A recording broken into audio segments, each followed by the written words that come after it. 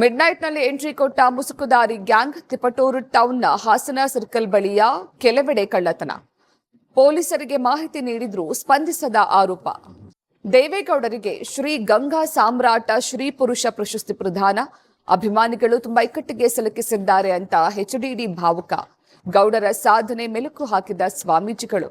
ಉಡುಪಿಯ ಪೆಡೂರು ದೇವಸ್ಥಾನಕ್ಕೆ ರಕ್ಷು ಶೆಟ್ಟಿ ಭೇಟಿ. ಜೀರ್ಣೋದ್ಧಾರಕ್ಕೆ ಮುಷ್ಟಿ ಕಾಣಿಕೆ ಕೊಟ್ಟ ನಟನಿಂದ ವೀಕ್ಷಣೆ. ಅನಂತ ಪದ್ಮನಾಭನಿಗೆ ವಿಶೇಷ ಪೂಜೆ ಸಲ್ಲಿಕೆ.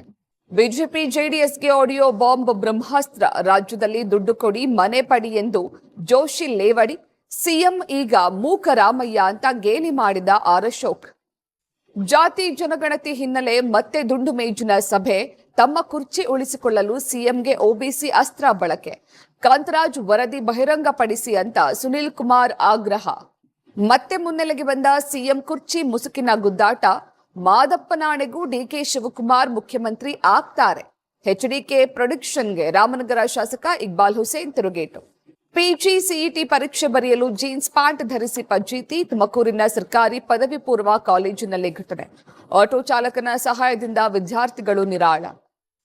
ಶಿವಮೊಗ್ಗದಲ್ಲಿ ಕೊಲೆ ಪ್ರಕರಣದ ಆರೋಪಿ ಬರ್ಬರ ಹತ್ಯೆ. ತಡರಾತ್ರಿ ಪಾರ್ಟಿಗೆಂದು ಕರೆದೊಯ್ದು ಸ್ಕೆಚ್ ಹಾಕಿದ್ದ ಸ್ನೇಹಿತರು. ಶಿವಮೊಗ್ಗ ಎಸ್ಪಿ ಮಿಥುನ್ ಕುಮಾರ್ ಸ್ಥಳಕ್ಕೆ ಭೇಟಿ ನೀಡಿ ಪರಿಶೀಲನೆ.